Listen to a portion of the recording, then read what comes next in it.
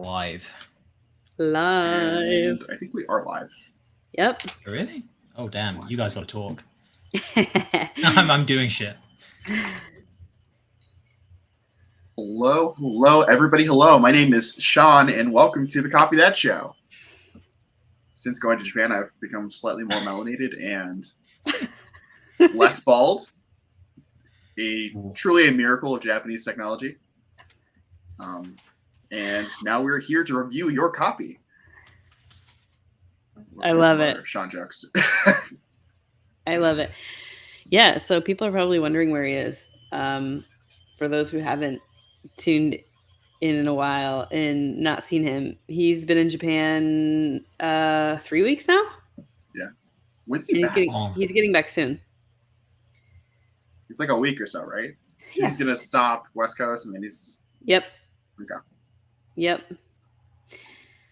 So thanks to everyone for joining. To those who have submitted their copy, we have a lot of great submissions. We were just pulling them up.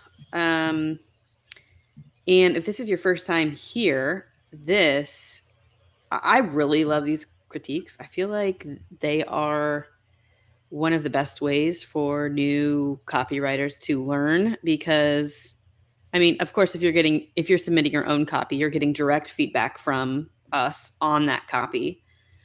But I think watching other experienced copywriters review copy and pay attention to what they're pulling out, what they're paying attention to, what they're seeing, what's working, what's not working according to them, I think is, one of the fastest ways that you can learn. You're kind of just, inheriting all of their experience very quickly.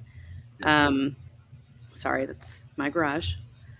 So yeah, I think, kudos if you're here. Thanks for showing up, and we hope to make it a good time. Alex, you're muted. You're completely muted. I know, I was just miming. Yeah, you're right, Lindsay. And I think one of the most important things, especially for newbies, I see Katie says she's a newbie. One thing I started to notice, is that when you watch mentors or, experienced copywriters pick apart copy and critique it, the stuff they concentrate on is so different to the stuff you concentrate on as a beginner. Way different. So if you're watching this for the first time, you're a newbie copywriter, you're thinking, how am I going to get good at this? Concentrate on that. As Lindsay says, really pay attention to what we're picking out, because I almost guarantee writing copy is easier than you think it is. Doesn't seem that way, but would you guys agree with that? Do you think once writing copy is actually kind of simple less? Yeah, I think what ends up happening is you show up for, your first stream, and then you show up for a couple more, and you're like, oh, these guys are kind of repeating themselves and saying the same things over and over and over and over and over again. And then once you kind of figure out what those things are, you'll stop making those same mistakes, and you will just inherit the formula, and it does become easy, a lot easier. I agree. Yeah. Okay. All right, let's crack into this. Also, Rizvan, thank you. I appreciate that. I'm still a skinny English boy, but I'm now actively. I have time to work out, so I try to do it now instead of just work. I love it. But yeah, it's copywriting for you. All the muscly boys come here. Let's carry on with some critiques, guys. For God's sake, someone save me. All right, what's the first thing we're doing, Lindsay? All right, let's do it. Rod, are you able to pull it up on the screen? Do you have them open? I don't have a single one open. All right, but just give me 1 second and I will... Okay. Why we are not prepared for this. God, it's a good thing we know copy and can just critique it, because otherwise we would be screwed. You know what this is like? I've been the person doing these for a long time. It's I always pull them up. But then last time Lindsay was the one who did everything, and it was really great. And I feel like that moment when your kid learns how to drive and then you don't want to drive anywhere anymore. I'm like, oh yeah, Lindsay can do it. Drive me to the grocery store. Sorry. Pull up the critiques. No, that's my bad. I should have asked. I'm the opposite. I will purposely wash up badly so then I don't get asked to do it again. So whenever you guys have asked me to do something on stream, I'll be like, how do I? And then you'll be like, don't worry, we'll just do it. And I've never had to do a single thing for copy that's success. The other thing there is that I believe you when you say you don't know how to do something, because you like just learned how to select all using Control A. I mean, that was like a year ago, I think now, but yes, that was on stream. That is a live moment that we've had. All right, are you guys seeing my screen? No fucking way we're doing a pharmacy first. That's so amazing. We are. Just one note, Lindsay. Also, from that list, there's also someone else, like Tris posted something right before I put out my thing. And so can we get to that one next? Sure. And is that Tristan's? Okay. Yep. Sounds good. Okay. Cool. So Lakewood Pharmacy. Hang on. Okay, guys, sorry, I have to take this. First of all, Katie, thank you very much for what you said. Appreciate that. Secondly, who submitted this? Rizvan, I think. Yeah, Rizvan. Okay, this is either a major coincidence or Rizvan knows who I work for.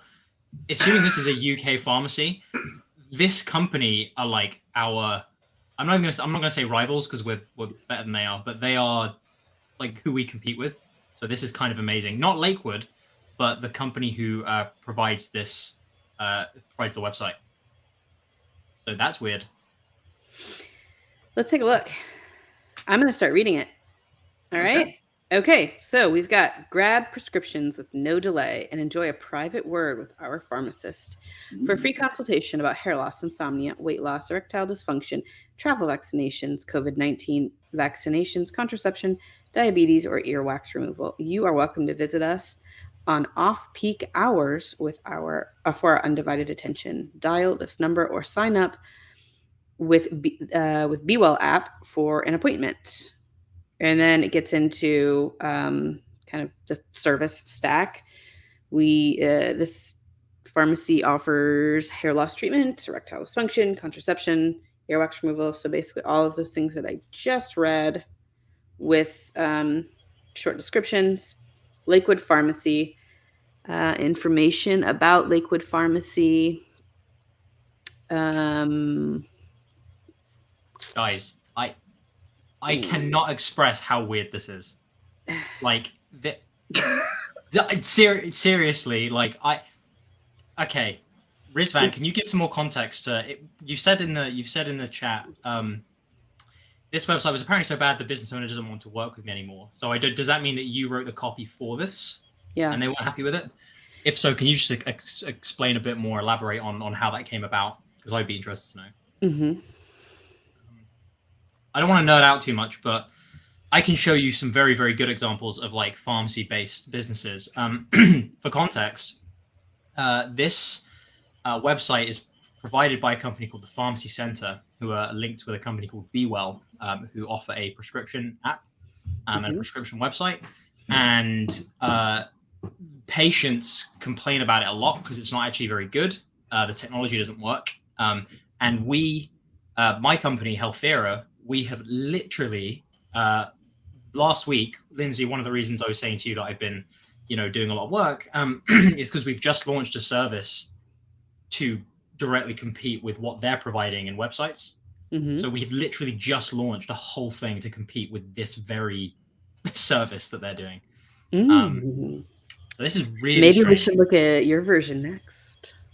I would love that. We can look at Healthera as well. And we can go through that copy. But yeah. Anyway, you guys give terrible. You guys, it absolutely is. You guys can give some context to this though. Let's do it. I don't want to tangent too much. So I think Rizvan is feverishly typing, and I'm assuming he's going to give us some more context about what happened here.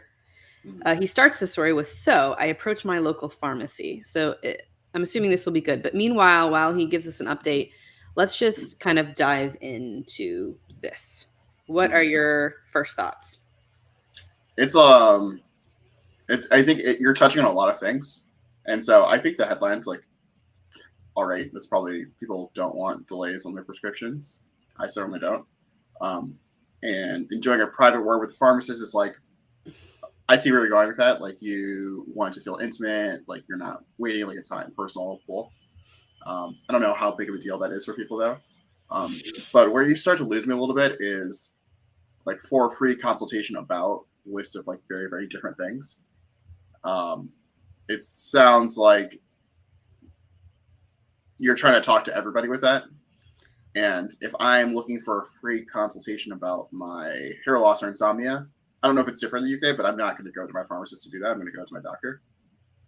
And so that, I don't know how that connects necessarily to like the pharmacy, but also it's very, very different than like the initial headline, which is talking about like no delay prescriptions. That's like about convenience. So you're kind of going with this one-stop shop thing that I think is not going to appeal very strongly to anyone, and also doesn't like deliver necessarily. I 100% agree with that. Like the broadness of this and like the lack of specificity and what it is you're offering just has me confused about generally how to even use this. Like I'm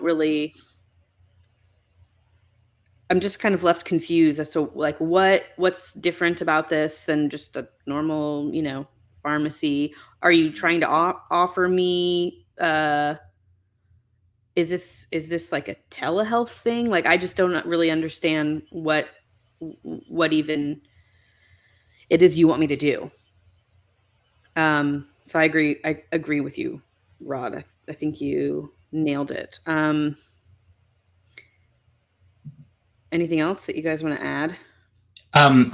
Yes. So Rizvan, if you're still in touch with this this pharmacy, then bit of context first. So pharmacies in the UK have very much always been seen as part of the NHS, which they're not in any way. They're linked to the NHS, but they're not actually part of it. They're independent businesses, and they make the majority of their money through prescriptions, i.e. people will call up their doctor and then the patient will nominate a pharmacy, and however many prescriptions that pharmacy gets correlates with how much money they earn. That's the majority of money that pharmacies make in the UK. But recently, because people are moving to online pharmacies, local pharmacies are having to diversify their revenue, whereby using things like services. So instead, you can go to a pharmacy for a private service like travel vaccines or help with quitting smoking, stuff like that. The NHS will pay the pharmacy to do that service, but also they can do it as a private business. Rizvan, something here that you need to think of with the copy is twofold, one of which is a really important lesson to all newbie copywriters. Number one is, what is the pharmacy actually trying to do? What money are they trying to earn? Are they trying to get more prescriptions? Are they trying to advertise services because they want more money like that way? They want to diversify a bit. Ask them what their actual, what their objective is. Because, and this is the second point I want to make, which is really important, you need to remember what a website is for. And for pharmacies in the UK especially, I can tell you that the majority of people only go to a pharmacy website to order a prescription. That is it. Unless there is a big marketing campaign around it, they will not go to a pharmacy for many other things. Now, I'm not going to go too much into what I do, but one of the things that my company does is completely change the landscape of pharmacies and the opportunities, because we're actually giving them away to market revenue driving services, and which is why we're successful. But most pharmacies, they are more just thinking about how do I earn more prescriptions. So that really should be the purpose of this page. That's what patients are going to be going to the pharmacy for. I would also recommend you go to these guys and you say, hey, you should join Healthera, because I'll get credit for that. We will definitely, I'm going to tell the sales team to reach out to these guys tomorrow. But regardless, like, this copy is far too, hey, you can do everything here. Think about what is someone actually coming to this website for, and then cater it to that action. Now, I will share my screen and show you kind of how this can be done. Now, I understand that what you're doing here is you're trying to show that this pharmacy is unique, I suppose, in a way, like enjoy a private word with our pharmacist, stuff like that.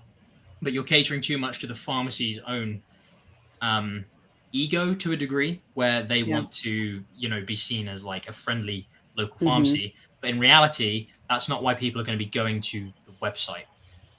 So let me show you an example. I can share my screen, right?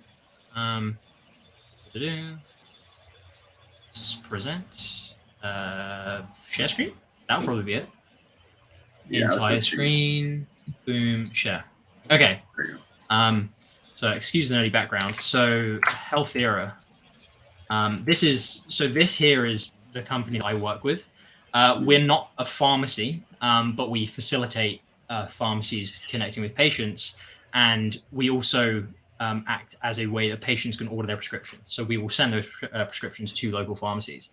Now, the major difference between this and Lakewood, which I have up here, is you are like trying to mention a bunch of stuff. You have about 50 CTAs here, which again, if we're talking copy specifically and action specifically, yeah, it might look great to have all this stuff as a pharmacy, but how many patients are coming onto this page and looking at, oh, they do this, they do this, they do this, they're not looking at that. They're coming on usually to an online pharmacy to order a prescription. So everything on that homepage should be themed towards go here for a prescription, which is what we do. Yeah. This copy is not particularly clever, but it works so well because a few things. One, we're showing proof. We're trusted by the NHS. We're integrated with them, so we're providing NHS services, which is a trustworthy proof point. We're making them feel good about supporting local pharmacies as well. This isn't a major point. I don't want to dilute the main message with it, but again, it's just giving them confidence that the thing they're doing is both trustworthy and actually quite good. You know, they feel good about using this service. Headline: order your NHS prescriptions online. That is the simplest headline that you can have because you don't need anything more than that. You don't need to over convince people. Convincing people isn't the problem here with the website you're doing. It's distracting people. Like, that's what you want to avoid. So all we talk about is that. Then we load it with this free delivery. We're securely integrated, all these proof points, big button CTA, and then a couple of bits of social proof showing that, look, loads of other people trust us, and we have a quality CTA as well, a quality testimonial as well. That is what the hero section of this page is doing, and it works really well because we're just driving towards one action.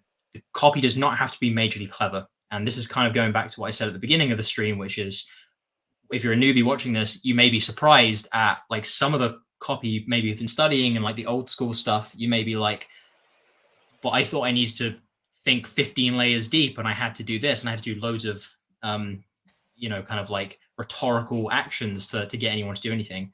No, sometimes you just need to be clear. You need to layer it with proof, and you need to tell them something that is concrete, like do this. So moving into like strategy a little bit there as well, but that's what I would recommend for that. I'm gonna shut up now because otherwise I will talk about pharmacies for like 2 hours. But anything else to add, guys?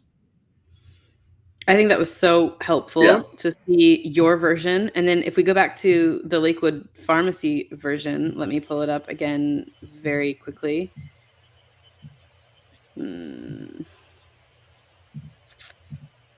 Share. Can you guys see it? Mm-hmm.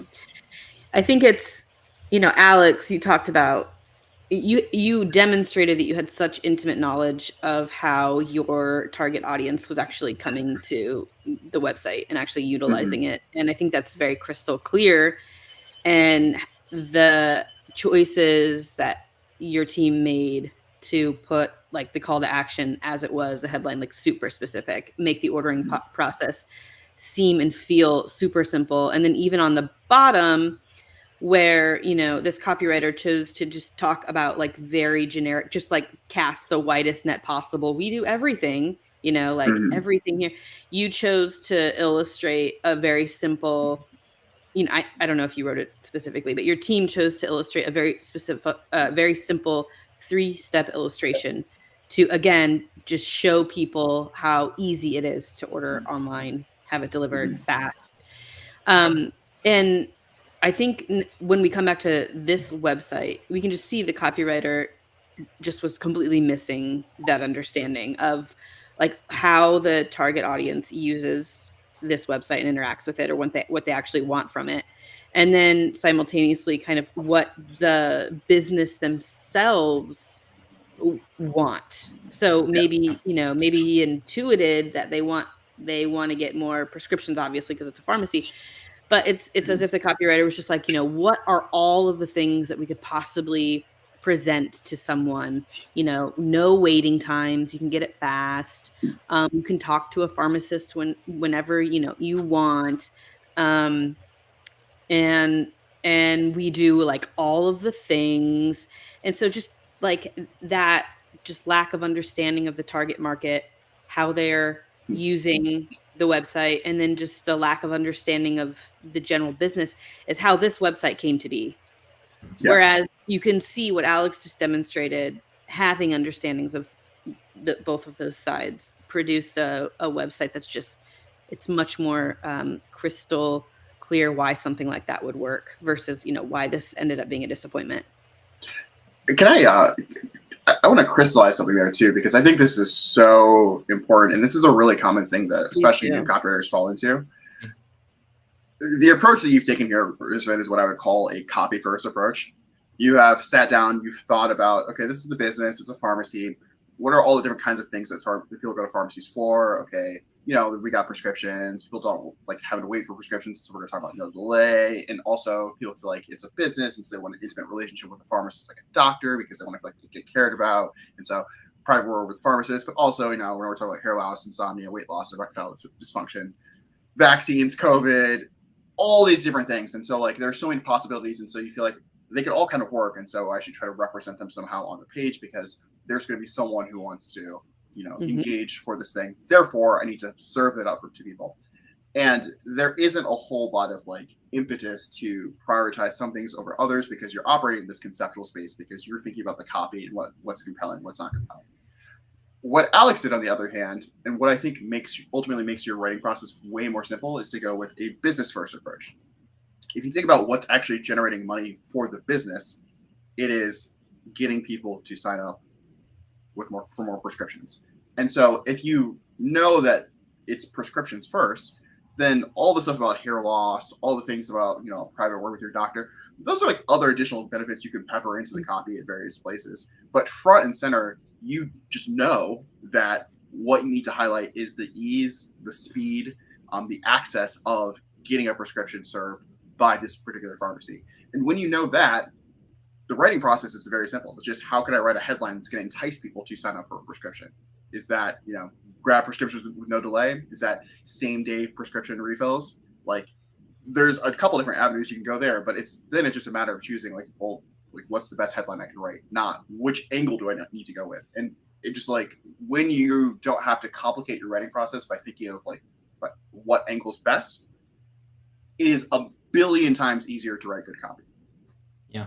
And I'll just, another copy point, just to bring it back. So obviously I know we're all talking in, kind of what results first, almost like what's important for results. But something Rizvan said is, I wrote the homepage and he believed the copy was too unprofessional. Now, there are two things we talk about in copy that we've spoken about before, especially important for newbies. There's both competence and there's confidence. The competence is like how good are you actually objectively writing copy that's going to make people take action.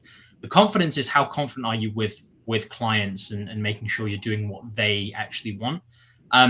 With something like this, Rizvan, I can tell you that a pharmacist probably isn't absolutely bleeding over every single conversion that comes through.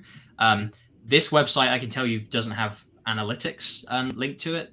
Again, this is because of my industry knowledge, but they're probably just looking for something that they feel better reflects them, that they've hired a professional for.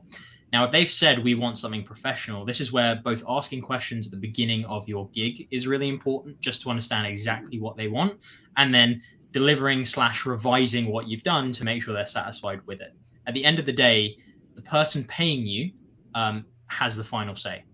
And you can say, I think we should do this based on my experience to get more conversions. And if they say, no, I want to do this, you say, okay, that's fine.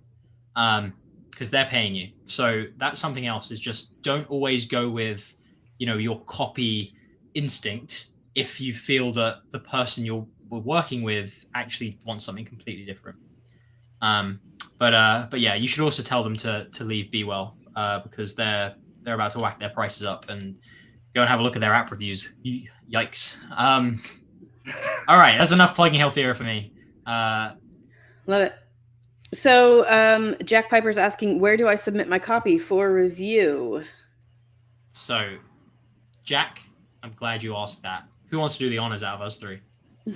I've been plugging my business way too much. Do you guys want to plug ours? No, it's a great question. So yeah, for those who, this is your first Whetstone Wednesday, we are critiquing patron copy. So once you become a member of the Patreon, you get exclusive access to some private channels on our Discord, and you can submit your copy for our exclusive review right here. It's on first come, first serve basis, but we try to get through everybody by the time these streams are over.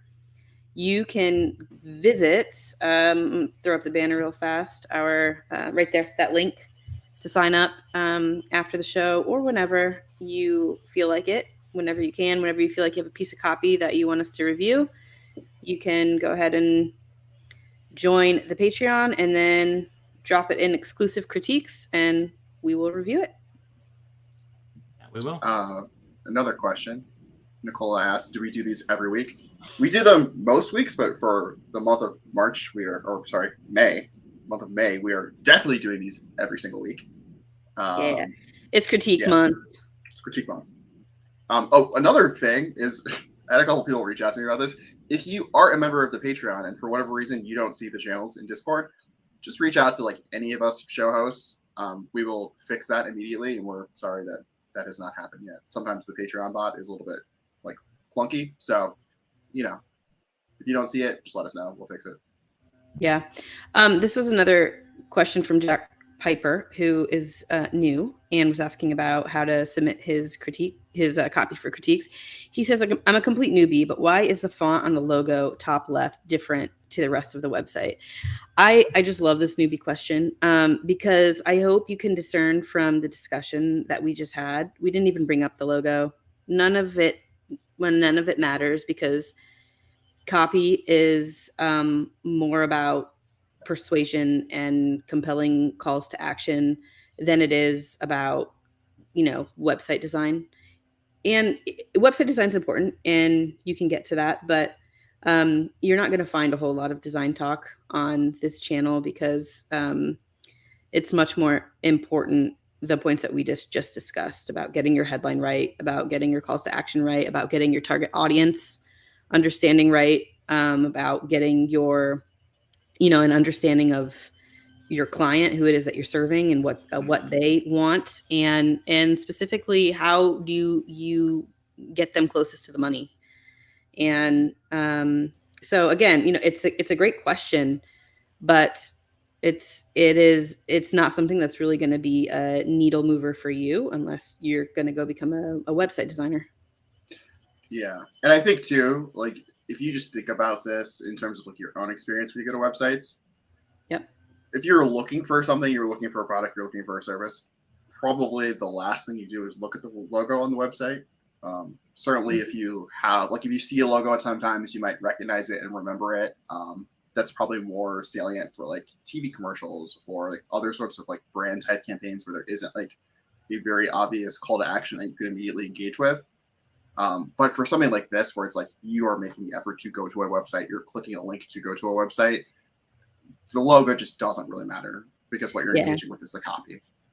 I love questions like this, because I remember asking them when I first joined too. Like, I remember, having questions about, website design and logos, and shouldn't things like look the same and, feel, like it's cohesive and just look nice and be visually appealing. And How do I submit copy, and like what word processor do I use? Yeah, and should that be a comment? Should you have a comma there or not? And I just love the realization when you finally like look up from the ground floor and you're like, wow, there's like, I'm in a whole forest and there's like so much more to know. Do you guys mind if I help Rizvan out for a second? Please. Because I think this is gonna relate to a lot of people. So Rizvan said the iVolg data I read suggested people hated airing their dirty laundry in public and getting their prescriptions immediately. So, Rizvan, IVOC data is something that the 5-hour video that I know some people here hopefully will have watched. That is like effectively my masterclass in copywriting and how I approach it when I want the best possible results to convince people with words. Now, the clients you work with, not all of them are going to want that necessarily. Not all of them are going to want the best possible copy in the most results focused way that you could ever want. If that's the agreement between you and the business owner, and you know that improving that copy, or in all likelihood, improving their copy is going to lead to better results, then you go for it. But with something like this, it's very important. Like I said, confidence and competence. It's very important to gauge what the client actually wants first. What are they expecting? Because even if saying on a pharmacy website, for example, that something like, "Oh, the NHS is lying to you, get better vaccinations here," right?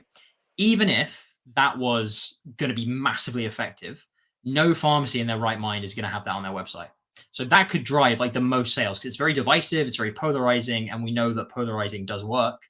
I'm sure that would attract a lot of attention, and potentially people would go that, yes, oh, this sounds really good because I hate the NHS and I'm going to use this pharmacy. But no pharmacy is going to have that on their website. So I know that's an extreme example, but reason being is you need to understand what they actually value before you start to, say, right, I'm going to dive really far into IVOC data and show exactly what people want. And this second point, it does come with experience. Like Lindsay was saying, you need to, and like what Rob was saying, you need to start with like business first, strategy first. Who is seeing this website, and what have they seen before getting to this site? Likely if they're coming to this website, it's because they already know it as a pharmacy, and probably because they want to order their next prescription, or maybe because they want to talk to the pharmacist. If that's the case, then you cater just to that CTA. Something you're trying to do, like Lindsay was saying, is you're going through a, I'll just write everything. The second point, the reason I brought this up is because you said this made me feel like giving up. I understand that acting on impulse isn't reliable. So when is giving up salesmanship actually warranted? As someone below said, as Mark said, we all disappoint clients. We all have bad days. We all fail with projects. Something that we're doing next month, and this is a bit of a peek behind the curtain at next month, but we're doing a strategy month. So all about marketing strategy, because something that I have seen coming up again and again from new copywriters are these kinds of questions where, with just a small understanding of strategy and marketing beyond just copywriting, like it would all click into place. So something we're doing next month is actually going through and releasing videos and doing streams based on marketing strategy. So hang around for that, because that is so excited for that. I am as well, because it's something that changed my career absolutely. But yeah, that I think is really gonna help you. It's just understanding what the client wants, and then understanding what the purpose of the page actually is, rather than just going in all guns firing with copy. We always like to say how great copy is, and it is lifeblood, but you need to have the understanding. Man, you are out there putting real copy out in the real world for clients. I mean, 3 business owners over the course of 5 months, like that's amazing. Everybody loses clients. And the fact that you're getting them and you are producing, copy for them and getting real live critiques from the market, from us as well. Keep showing up. Do not quit yet. It's a matter of time. Yeah. All right. Awesome. Shall we move on to another piece of copy? Let's do it. I talk about pharmacy for literally like 10 hours a day. Can you guys see Tristan's copy here? All right, cool. So I think this is a great opportunity for us to look over the website of a copywriter, a salesman in print, someone who is trying to get clients, has come up with a website for themselves to advertise and market their services. Let's go through, and maybe there is some stuff, some to-dos, some not to-dos that we can share with the community. Mm-hmm. So this is Tristan Cloud. Let's see. Tristan says, copywriter, you're salesman in print. Are you looking to upgrade your marketing to get more conversions? Half the battle of selling your product is finding the right words to sell them. Email me, and together we'll figure out how I can write these words for you. Let's get in touch. Email me. What can I do for you? Your articles. Are you looking to engage and expand your audience? Are you looking for someone? Sorry, I'm thinking in reading too fast. Are you looking for someone who can effortlessly work in order to bring your vision and voice to life? We'll be in touch and working together to make the articles you and your audience want. Struggling reading this copy. I don't know if you guys can tell, but it's just a little clunky. Your website, running a business and want your product services to sell more? While working with me, we'll figure out what it takes for your homepage and more to captivate your customers and keep them coming back. We'll make sure your website finds the traffic it deserves. Whatever you want your website to do, sell a product, service, engage an audience, / and more, we'll make it happen. Your product pages. Are you running an e-commerce business but want your products to bring in more sales? We'll take your customers from the product page to the shopping cart, plain and simple.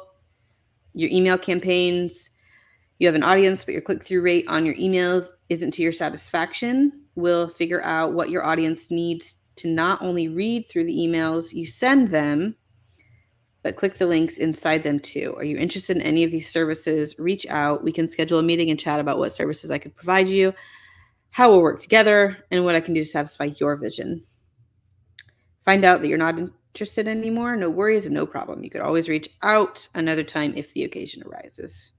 Are you ready to get in touch and make things happen? Click the link below to email me at tristan@tristancloud.com or call me at this number.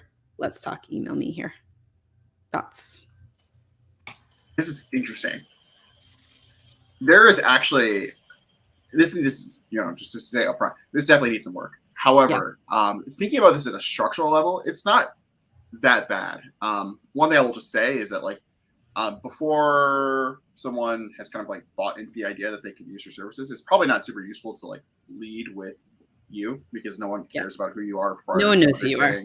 Yeah, no one knows who you are. Or what you look like, or until they know that you can help them with a problem that they care about. And so this first section needs to go down the page first off. But you kind of start with, you scroll down a little bit. So what I can do for you. And so you start talking about services, and it's structured a way where it's clear that you understand that you don't just say, I will help you with this, and then not explain them or not talk about how those things might help them in their business, or speak to some things that they might want. And so this is actually set up in a pretty decent way. Yeah. And then it's well, are you interested? Here's a CTA. Here's whatever. And so it's clear that you've thought about this, which is good. I think one thing this could benefit from, though, is right now you're kind of in that feature-y spaces where you're talking about here are some things I can make for you. But in my experience, it's way more powerful to start with here's an impact I can create. And so you start off with a page which is hey, your business is struggling because you don't have enough traffic, your pages aren't converting, whatever. Here's the thing that fixes all of that. It's marketing. You need better marketing. And then you go into, here's the different kinds of marketing that I'm an expert in. Here's the different ways in which these different verticals will affect your business in this way. Kind of almost copy paste the things that you've talked about there. And then get into, this is who I am. Here's what I do. And along the way, you've done a pretty good job of here, is have those different CTAs along the page so people can opt in at any point.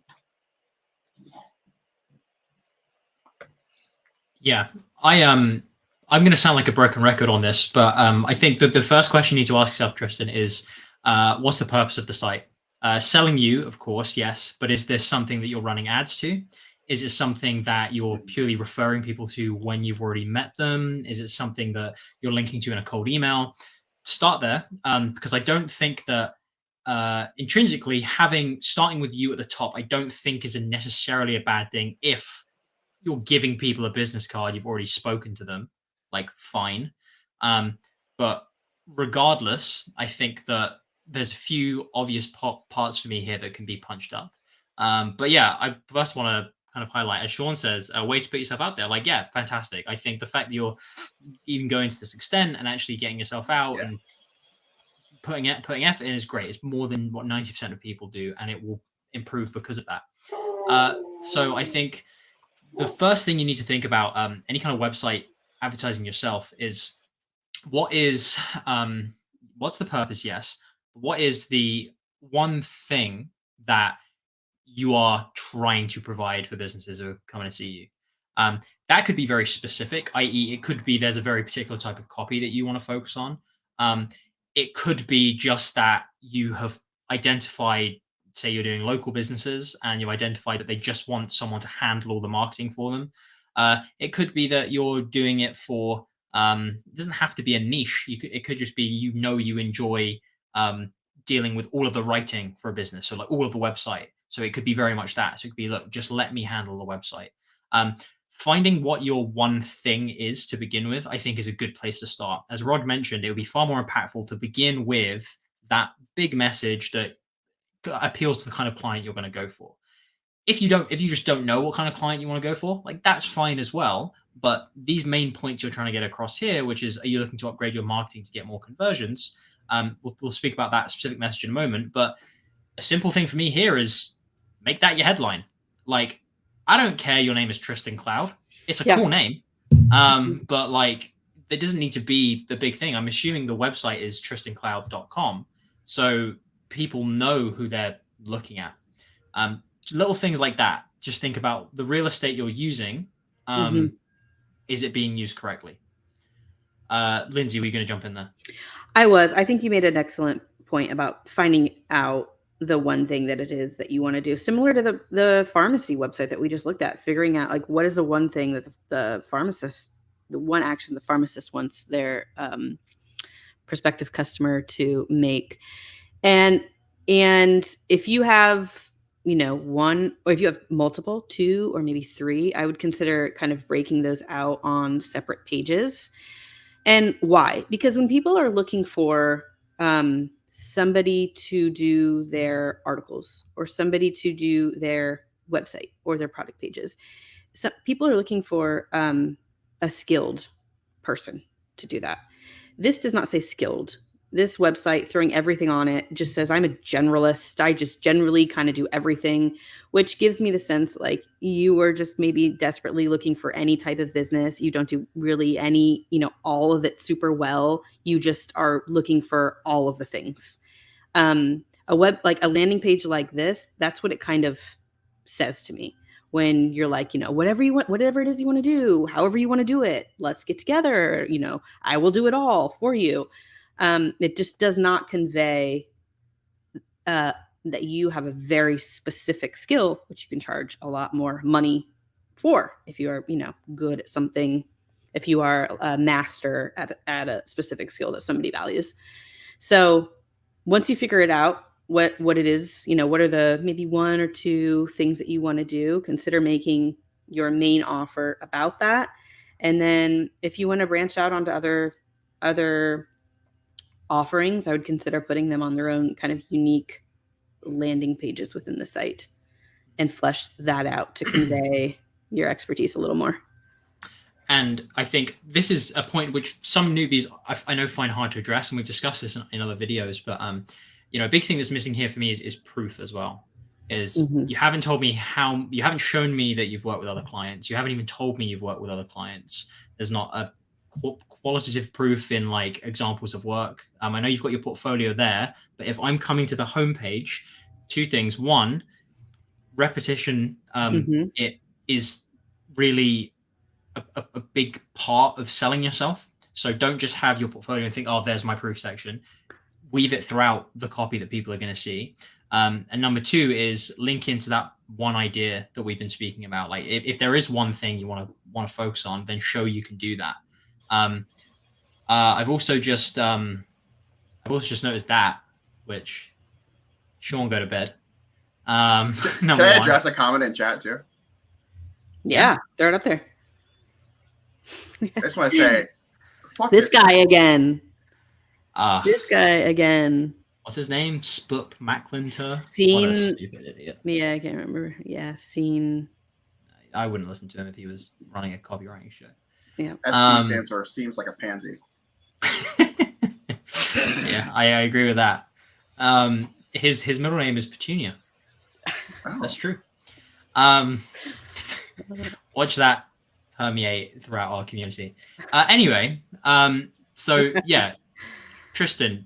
Generally speaking, I think that as I will probably say with every single critique we do is think about the starting point. What's the purpose of this? Who are you sending it to? I think you mentioned that you are linking to your portfolio or articles page predominantly, and this homepage is almost secondary. So if they want to find out more, like that's great. But again, think, okay, if someone who's just seen my portfolio or just seen that page, what else may they want to see? Something that springs to mind for me, like, great. I actually love that you're getting your face like out there. If the purpose of this page is to act as the introduction to you, great. I really like that.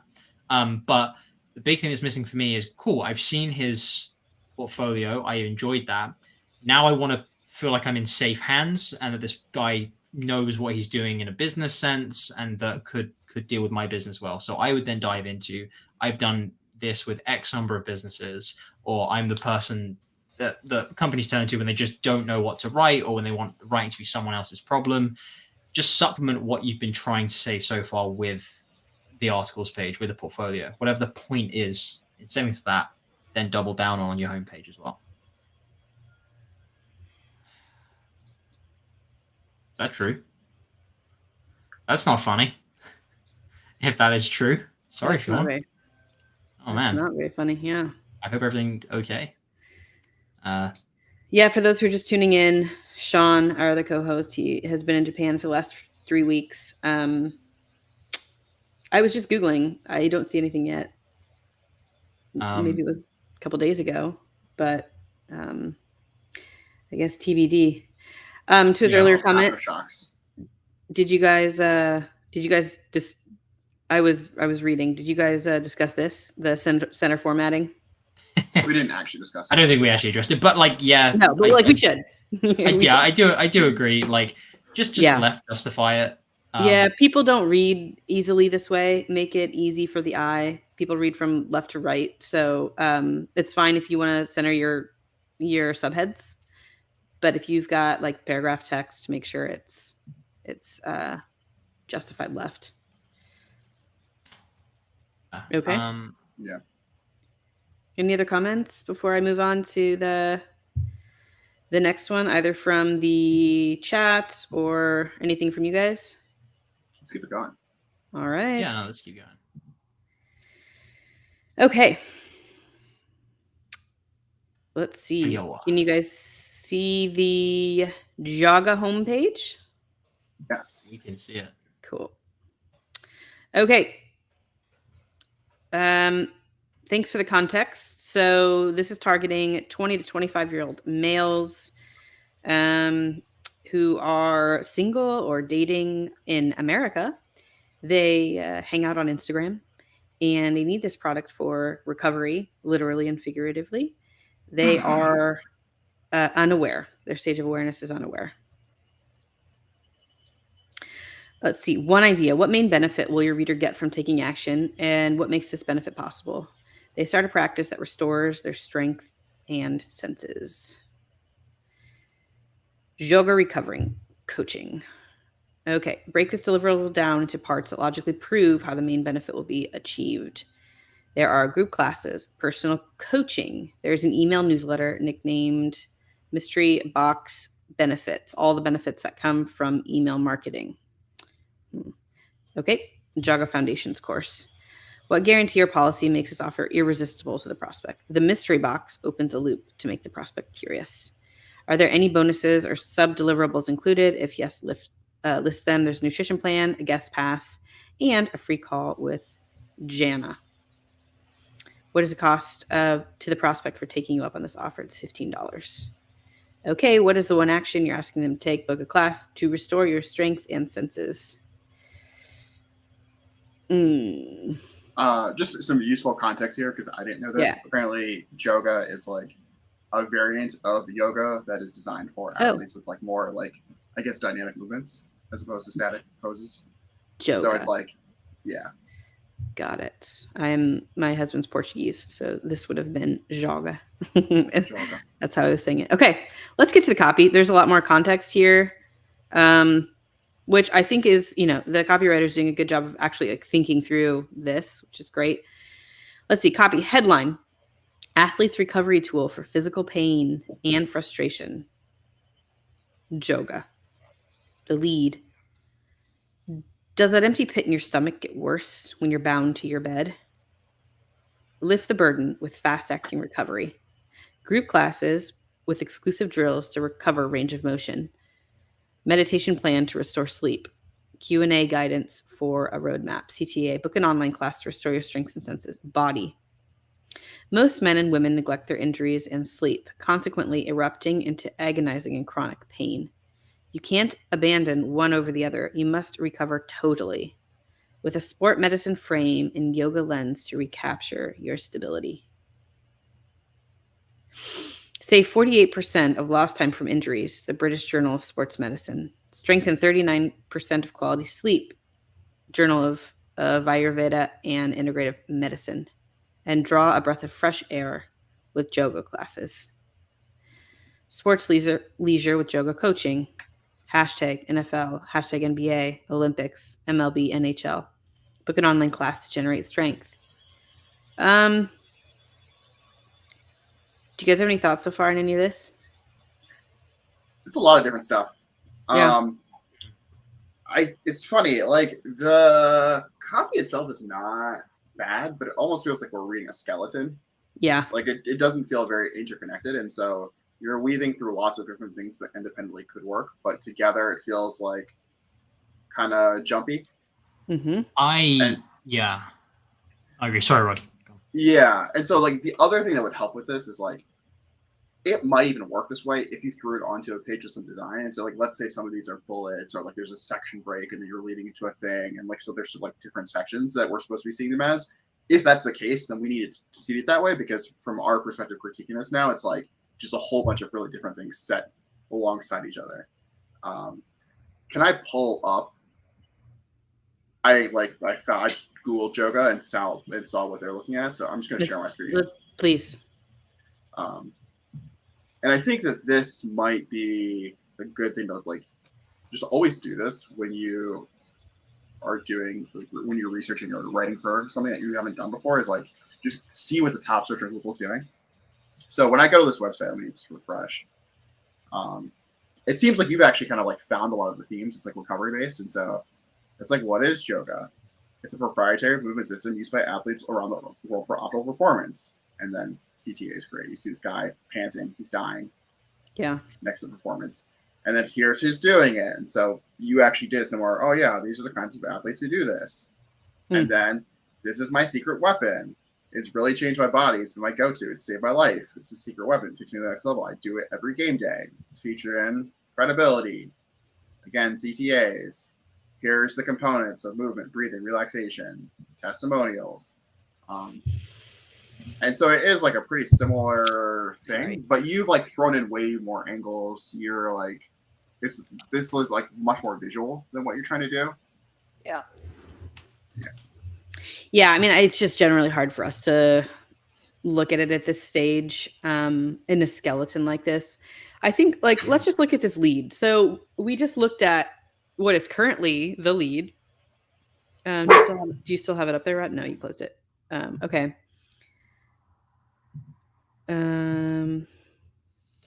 But this one is. Go ahead. No, I was. Who's got the copy? Where is it? Where's it gone? Mm-hmm. Is the copy on the screen? Oh, I'm sorry. I had it. I thought I had it on the screen. That's my bad. No. Let me pull it up again. Yeah, something I want to say about this. One, whoever did this, really appreciate the context of what you've done. It's clear you've done research. You've thought about like what's important going into it. The template. I don't know how familiar you guys are with what I have posted previously, but this template is exactly what I made for the 5-hour video. So nice to see you using it. I think that as the guys have said, this seems like it's been written to fit an existing homepage, which may be the case. It may be that you're writing to design, which is fine. But as Rod said, I actually think that there's clear proof that you're using what you found out and what you've planned to write copy, which I actually think is quite good. So, for example, like let's just look at the headline. Like let's look at the simplest thing. Athlete's recovery tool for physical pain and frustration, yoga. I actually think that's a decent headline. It could be doing more, of course. I would potentially look to utilize more of the 4Us. But I think that the core of what you're doing there is you're calling out an audience, i.e. athletes, people who would consider themselves athletes, whether I'm an athlete or whether I'm aspiring to be an athlete, which is just as important for these kinds of products. That's called me out. So great. Recovery tool for physical pain and frustration. Physical pain, pretty obvious. You're saying this is the pain that we're going to here. And, when you've got a backache, a neck, problem with a sports injury, you don't need someone to drum that up much more than it's a pain. You understand that. And frustration, I think, is showing that kind of deeper level of, look, we understand how annoying it is to have this when you're also an athlete or you want to work out. So immediately, I think that headline actually has a lot going for it. And I think if I was looking for some kind of pain relief because I did sports, this would grab my attention and it would make me want to know, okay, what is yoga? So I think that's actually quite good.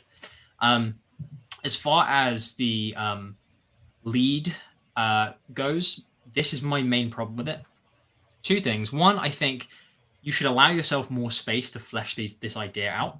As we've been saying, like long copy almost always outpulls short copy when it's relevant. And I think there's a lot more you can say here to make it relevant and to keep to flesh out this, right? This is why it's so good. But also, it feels like the idea that you're trying to pose is slightly diffused because you're talking about, does the empty pit in your stomach get worse when you're bound to bed? Then you kind of move into later about how you need to sleep, but also you need, was it stability or something around that, or like movement, I think. You're kind of mentioning these competing ideas to begin with. And you're not setting out that from the get-go that those are the two things. It's fine if those are the two things, and that's your kind of USP, the thing that solves the problem.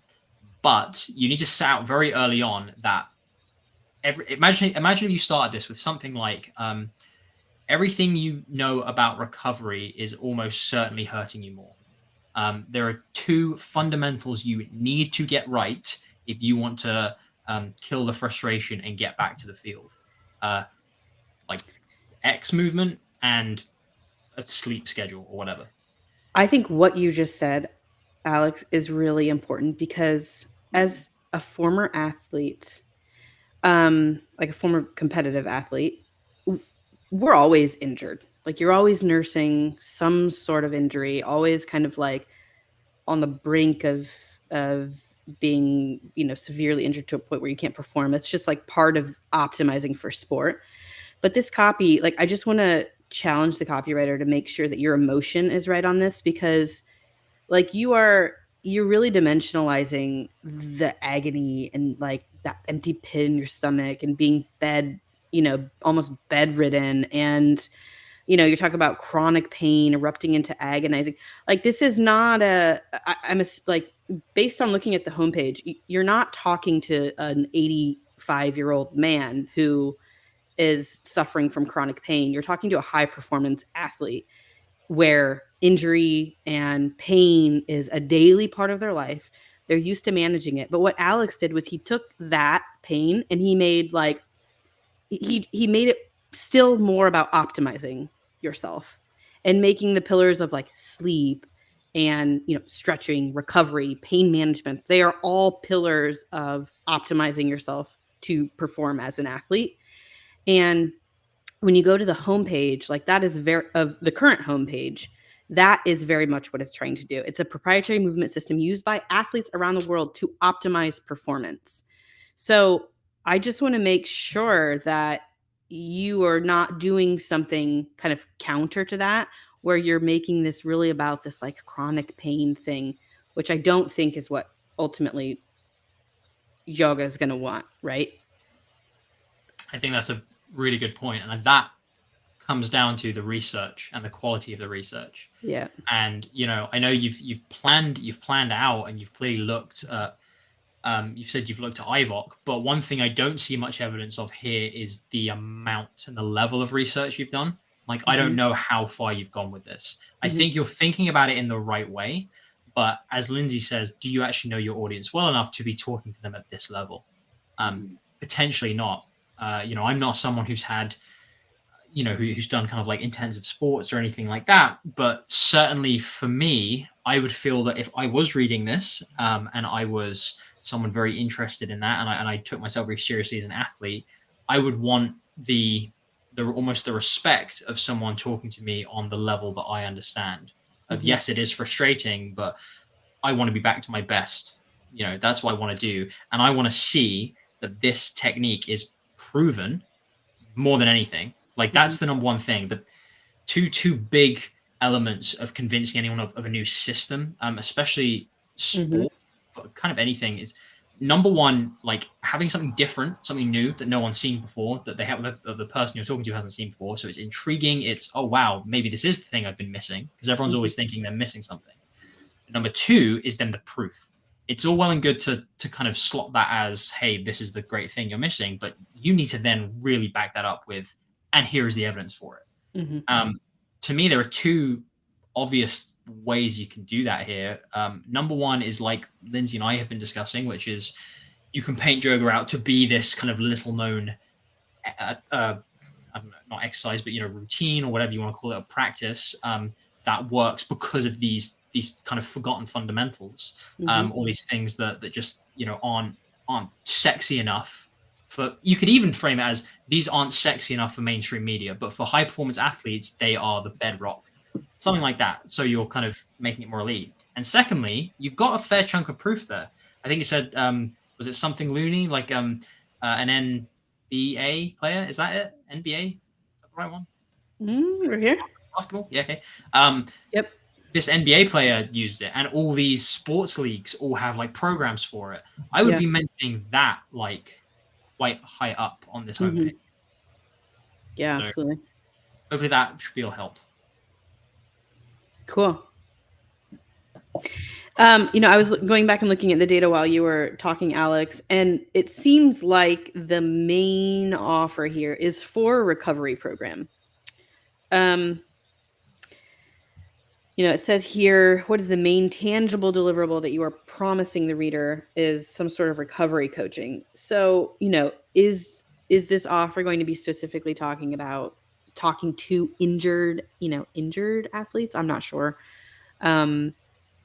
But as I'm kind of reading through the research, it seems like it's a little more general than that. Like, there's additional bonuses, guest pass, a free call, book a class to restore your strength and senses.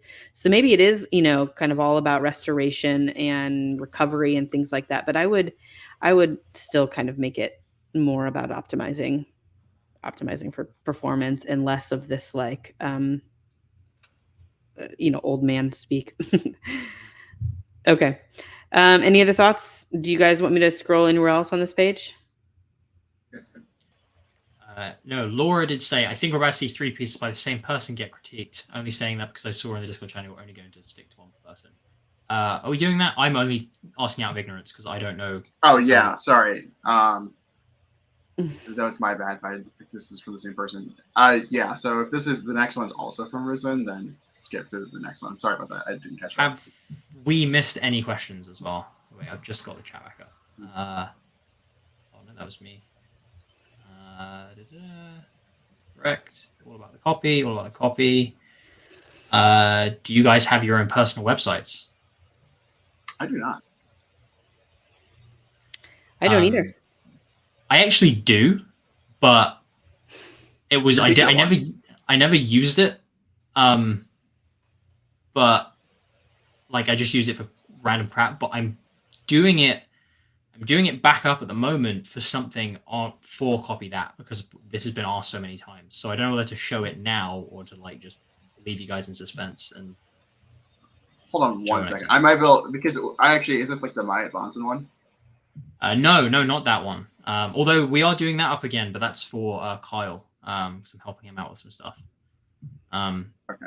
I think it's. God, I think it's just alexmyatt.com. Yeah. Okay. Anyway, guys, I'm gonna move on because I Yeah. didn't realize these were all Rizvan. Sorry, Rizvan. You got your time today. We're gonna have to move on to someone else. Okay. I think this should be the Dick email. Am I on the right one?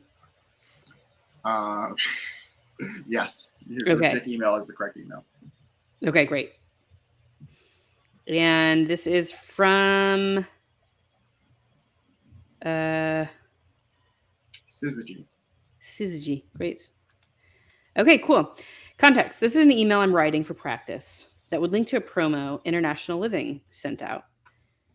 The promo is selling information about a place abroad that is incredibly affordable relative to the US. The lifestyle is presented as a step up for most Americans' working class lifestyles at a fraction of the cost in a beautiful, warm setting. The target audience is middle class folks who are nearing retirement age, possibly dreaming of retiring early, but know that they probably can't afford to. They're worried about the inevitable shift in their lifestyle as they navigate the expenses of retiring in the US. The promo also includes people who are already retired but struggling to enjoy their retirement because they have so much more work to save money and enjoy what's left of their life. I'm struggling with the subject line and disrupt, so any advice there would be amazing. Also, tearing it apart where you see fit is great too. Thanks a ton, Laura. Great. Cool. The secret seaside haven can save you 81% of your living expenses so you can retire in luxury. If you're like most Americans, it can feel close to impossible to save money for your retirement, especially when you run into the inevitable emergency expenses, like in the middle of winter when your heater goes out. Maybe we just won't go out to eat as much. With rising inflation, the new heater costs twice as much as you expected. So you're forced to cancel your holiday trip to see your grandkids. Your only retirement joy is that you're warm for the winter. This isn't how you pictured your golden years. The solution? Transform penny pinching into living in seaside luxury. No heater necessary. Imagine your toes in the sand, warm weather year-round, travel money in the bank, and 4-star meals anytime you want. You found your ideal destination. This little-known gem is attracting retirees who want to live more comfortably than ever before at just a fraction of the cost of retiring in the U.S. Get ahead of the curve and find out how to live your dream retirement. Sign off. P.S. The news of the secret haven will spread fast. Just check out what this American retiree has to say. Enter testimonial. A retired cop went from paying $8,000 a month in California to roughly $1,500 a month, including routine medical expenses, at a state-of-the-art hospital 9 years ago and has never looked back. So I think by Rod's reaction, like, we can just say, as I was feeling as I was reading this, like, the meat of what's really good about this email, in my opinion, is towards the end. Yeah. So, first things first, can one of you guys break down the Dick formula for all the newbies there? Yeah. Who are here today? Yeah. So Dick, just so we're clear, DIC. Okay. So the Dick formula, DIC, stands for disrupt, intrigue, click. Yep. And it's a really nifty formula for sort of laying out your emails to drive people towards a click or a call to action. The reason we set up emails this way typically is because for pretty much any situation in which you're trying to sell people on an event, on a product, on anything, you don't want them to stay in their inbox. You want them to click the link in your email and go engage with whatever it is you're trying to link them to. And so you don't want to write a really long email. You don't want them to, linger and be like, wow, this is like so intellectual. Let me just think about this for hours. You just want them to fucking click. And so one of the easiest ways to set up that click is to hit them with something that's like, wow, I wasn't expecting that, or wow, I've never thought about it that way before. Then follow up with some intrigue, imply there's like a deeper level of understanding there, or there's something deeper to the thing that you've just disrupted them with. And then finally serve them with an opportunity to click a link that you're at least suggesting will satisfy the intrigue that you have just like served them. So very simple. DIC. Awesome. Dick. How do we feel about the subject line? I actually like it. I think you can make. Oh, yeah. Go ahead. No, I like it. I do like it. I like it The too. subject line is one of my favorite bits of the piece. I would I make this super targety, and just make it crystal clear. Rather than so many words in subject line, just make it very clear that you're talking to retirees, you're talking about savings, and you're talking about some sort of secret destination haven. Yeah, it's actually like really good. I don't know if the person who wrote this, like, if you wrote this, I'm sure you understand what you did, but I think like it's actually an example of like a very good headline generally. This secret, it's not a secret, it's not a seaside haven, it is a secret seaside haven. So like hinting that they haven't heard about it before, so that you need to click to find out where it is. It's a seaside haven, so you're, luxury, that's sort of like appealing to that American ideal of like the beach, et cetera, et cetera, et cetera. So like very vivid imagery comes to mind when you say that. Save, like it's not just, it's 80% cheaper. You're appealing to saving specifically, which is a really powerful thing, especially with the generation of people who are thinking about retirement. 81% is a very specific number, but it's also a huge fucking number. Yeah. Retirement is very specific. People who are thinking about retirement are going to be like, oh, that applies to me. Like, yes. You did so many things right here. Absolutely. So, well done. Well done. I agree. Yep. I'll agree. I think it's obvious that Laura knows the core. I think you've got that, as I kind of call it, you've got that copy X factor. Like you know what you're doing, I think, as you're writing, and it comes across quite well. I think my biggest issue, and I'm only going to say this because you've said tear it apart, which I will do. I think my biggest critique with this email comes from like the lead element, if you like, if we want to call it that. I think the first section of this could be half, if not less, of the size it is, and still have the same impact. And whenever we're thinking of any email, a lift email, anything Dick kind of related, is that you want the most impact with the least space. And oftentimes less space just creates more impact. For one reason, if nothing else, that you get the CTAs higher up the page, which is always a good thing. Or usually a good thing, not always. But the biggest thing here is, if you're like most Americans, it can feel close to impossible to save money in your retirement. One point I want to pick out before I go through any of the line edits is you've stated that this kind of feels like it's targeting two people. It kind of feels like it's targeting people who are already retired and people who are saving for retirement or thinking about retiring. Just there's a bit of a blurred line there, and I feel like maybe I'm not sure if you know exactly who this is being targeted at, because you say it feels impossible to save money in your retirement, and then later on you say that for when you retire, and it's just small things like that. Yeah, I think that's a good point. It's both. It's people who are already retired, but just generally are very anxious about the state of their savings and thinking they probably have to go back to work, and it's just expenses are coming up. They've got taking on a lot of credit card debt. They just don't have enough to make it work. But then it's also people who are nearing that target date that they had wanted to retire, 65, whatever, and they're looking at the state of their savings and going, I don't know if I can do this. Yeah. So I would say just choose kind of one to stick with instead of going between the two. It will have the same effect. It just reads slightly more easily. Anyway, so if you're like most Americans, it can feel close to impossible to save money in your retirement, especially when you run into the inevitable emergency expenses.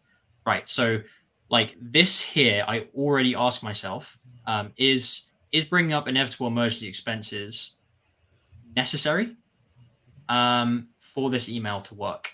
I don't think so, because my gut tells me that if you're talking to someone who's already interested in saving for retirement, which if they've clicked on this email, they will be, because that's what your subject line's about. Your subject line is nothing to do with emergency expenses.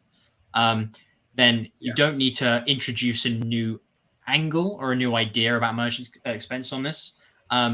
So for me, it feels like that word especially is kind of what hinges on it. I think that's a very dangerous word to include in copy sometimes, because it can sometimes indicate a change in angle for the idea you're going down. Sometimes you can stay on the straight and narrow just by talking about how their money is being drained elsewhere. This is not my niche, so I'm sure there are kind of some fallbacks to what old people think they're being screwed over by. I would probably stick to those instead of bring in emergency expenses, which is something that may not even be as relevant.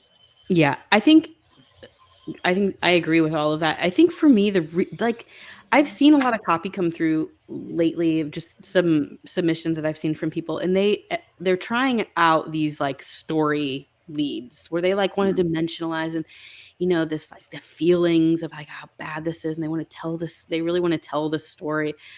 These story leads. The biggest problem with this is it just should not be in an email. Yeah. You have such little time to capture attention, to drive a click. The primary purpose of an email is to get a click. The subject line is to get somebody to open.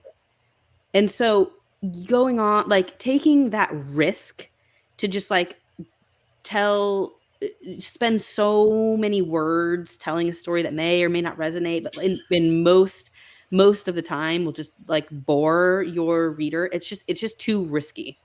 Much better, much less risky for you to just get to the main point, the main drivers almost immediately. I mean, when we say disrupt, we're talking about the first line of your email. Intrigue is like a couple lines max. But by then, like, you're already moving the momentum along to where like, I'm clicking immediately. This is just kind of chewing too much on this, this hypothetical story. Mm-hmm. Yeah. It's funny. Like, how do I say this? I think maybe the first copywriting lesson that people need to learn, and a lot of people never learn, and so it's good that Laura's done this, is that readers are stupid.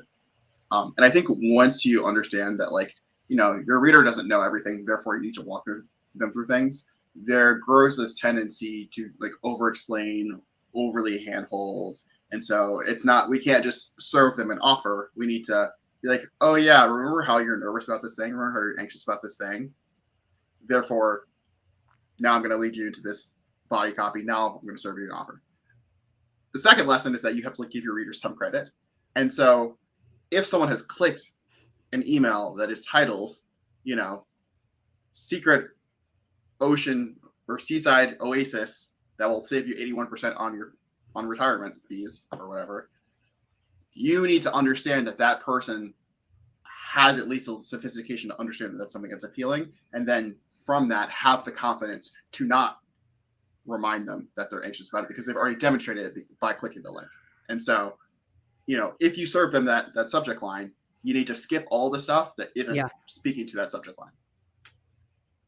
Which is, it can be scary. Like, I think that that's one part of this, that I like overwriting is usually like the result of lack of confidence. And so you're like, okay, well, if I they'll definitely get it if I explain every single step of this. But at the same time, if you explain every single step, you're going to bore people who are already there.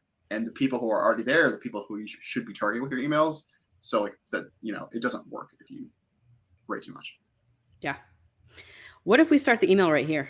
Imagine your toes in the sand, warm weather year round, travel money in the bank, and 4-star meals anytime you want.